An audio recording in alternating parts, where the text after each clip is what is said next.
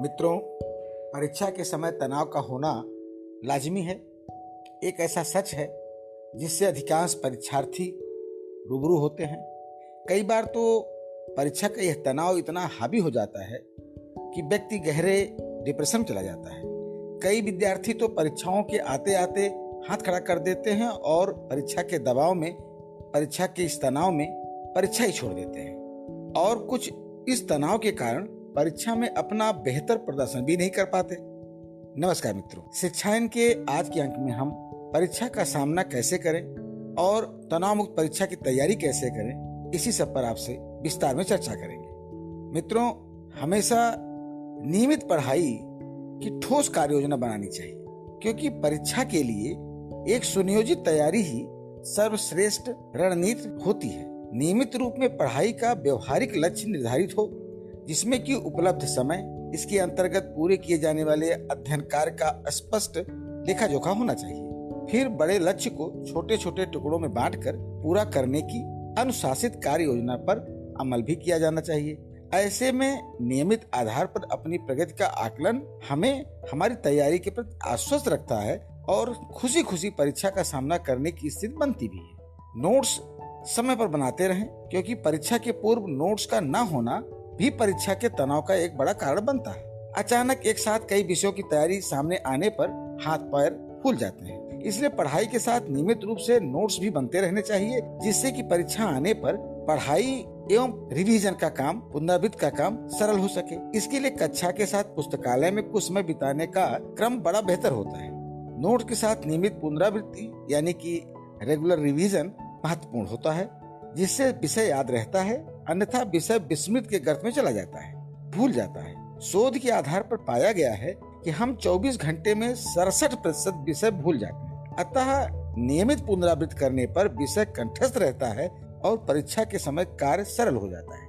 यदि हम एक ही विषय पढ़ते पढ़ते थक जाते हैं तो विषयों की अदला बदली करनी चाहिए, क्योंकि विषयों को बदलने से रुचि बनी रहती है और कम समय में अधिक पढ़ाई हो जाती है। शुरुआत हम सरल विषयों से कर सकते हैं और धीरे धीरे कठिन विषयों को हाथ में लेते जाएं। यदि मन स्थिति अनुकूल हो तो कठिन विषयों से भी शुरुआत कर सकते हैं। हमारी मन स्थिति अधिकांश समय पढ़ाई के अनुकूल बनी रहे, ये भी जरूरी होता है। इसीलिए मेरी राय में शुरुआत हमेशा सरल विषयों से करनी चाहिए, सरल पाठ से करनी चाहिए और धीरे धीरे सरल से कठिन की तरफ अपने अध्ययन को बढ़ाना चाहिए। मित्रों, पढ़ाई के लिए अनुकूल वातावरण, परिवेश बहुत उपयोगी रहता है।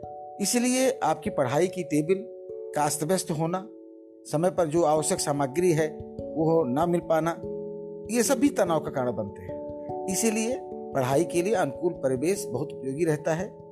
घर में जो भी स्थान शांत हो, एकांत हो और अधिक से अधिक आपको पढ़ने का शांत मौका मिलता हो, उस कमरे में आप अपनी मेज लगा लें। अपने ही आसपास आवश्यक जो लिखने पढ़ने की सामग्री है, पुस्तकें हैं, कापी है, उसे व्यवस्थित रखना चाहिए, जिससे कि जरूरत पड़ने पर तुरंत के तुरंत वो पुस्तकें, वो सामग्री आपको उपलब्ध हो जाए, मिल जाए। उचित आहार, विश्राम एवं निद्रा का भी अपना महत्व है। पढ़ाई के लिए ऐसा ना हो कि आप रात भर पढ़ते ही रहें। आप अपने खाने का समय न निकालें, शरीर को आराम न दें, मस्तिष्क को आराम न मिले, आपकी नींद न पूरी हो। इसलिए पढ़ाई के लिए उचित आहार लेना बहुत आवश्यक होता है। पेट जितना हल्का रहेगा ठीक रहता है।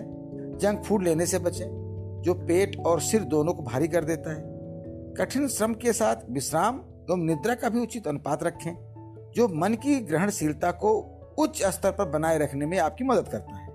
बीच बीच में टहलने का तरीका भी अपना सकते हैं, जिससे कि तन व मन, शरीर और आपका मस्तिष्क एक नई ऊर्जा के साथ कार्य करने के लिए फिर से तैयार हो जाता है। परीक्षा के दौरान बाहरी व्यवधानों से यथासंभव दूर रहें। बहुत जरूरी हो तभी उनसे मतलब रखें, उनका उपयोग करें। आज की जो सामाजिक और भौतिक परिस्थितियां हैं, उसमें स्मार्टफोन एक बहुत ही बड़ा बाधक है परीक्षा की तैयारी में। परीक्षा की तैयारी के दौरान सोशल मीडिया से यथासंभव दूर रहें। साथ ही यार दोस्तों की समय बर्बाद करने वाली संगत से बचें। अनावश्यक गपबाजी से दूर रहें।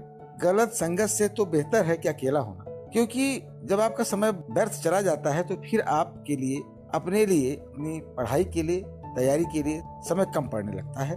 और एक बात है कि बहुत बहिर्मुखी कार्यों से भी बचना चाहिए। बहुत सारे जो दूसरे कार्य हैं उनसे भी बचना चाहिए, जिनकी आवश्यकता नहीं है, अनावश्यक उनके लिए बाहर ना निकलें। प्रकृति का सानिध्य भी परीक्षा के तनाव को दूर करने में बहुत सहायक सिद्ध होता है। घर के आंगन में, छत में, बालकनी में, गमलों में हरियाली को बहुत पास से निहारें, उनके पास जाएं। जब आप पढ़ते पढ़ते थक जाएं तो इनके साथ समय व्यतीत करें, तो आप महसूस करेंगे कि आप बहुत ही जल्दी रिचार्ज हो जाएंगे पढ़ने के लिए। यदि इतनी तैयारी के साथ आप परीक्षा का सामना करते हैं तो कोई कारण नहीं है कि परीक्षा के पूर्व आप तनावग्रस्त होंगे, बल्कि परीक्षा आपके लिए एक उत्सव की तरह होगी, एक रोचक अनुभव सिद्ध होगी। तैयारी के दौरान भी परीक्षा को हवा न बनने दें, बल्कि बीच बीच में अपने मन पसंदीदा कार्य करें। जैसे खेल भी सकते हैं, मनोरंजन के लिए भी थोड़ा समय निकाल सकते हैं, थोड़ा घूम टहल ले सकते हैं, लेकिन इन सब की आवश्यकता अगर आपको महसूस हो तभी करें।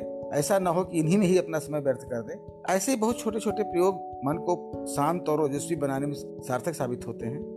परीक्षार्थियों के अभिभावकों से भी हमारी एक अपील है कि वो अपने बच्चों पर सर्वाधिक नंबर लाने के लिए या बेहतर परिणाम के लिए अनावश्यक दबाव न डालें।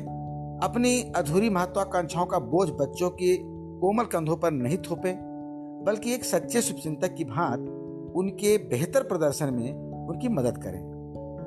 मित्रों, शिक्षायन के आज के अंक में बस इतना ही। आगामी अंक के साथ हम फिर हाजिर होंगे। तब तक अपने मित्र डॉक्टर गिरीश त्रिपाठी को अनुमति दीजिए। नमस्कार।